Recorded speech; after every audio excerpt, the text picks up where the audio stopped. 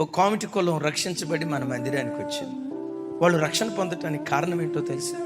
ఆ ఇంట్లో మన చర్చికి వచ్చే ఒక తల్లి కొడుకు వాళ్ళ ఇంట్లో అద్దెకుంటారు.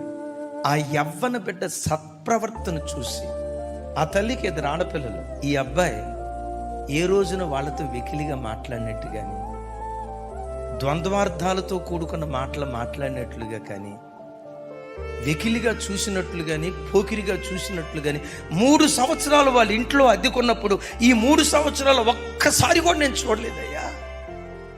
అసలు ఆ అబ్బాయి ఆడపిల్లలాగా దించిన తల ఎత్తడయ్యా.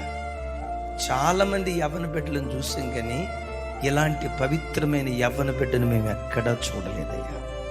యేసు ప్రభు నమ్ముకునే బిడ్డే ఇంత పవిత్రంగా ఉంటే ఈ బిడ్డ ఆరాధించే యేసుక్రీస్తు ఇంకెంత పవిత్రమైన వాడో కదా అని చెప్పి ఆ బిడ్డను బట్టి మేము ప్రభు తట్టు తిరిగామయ్యా.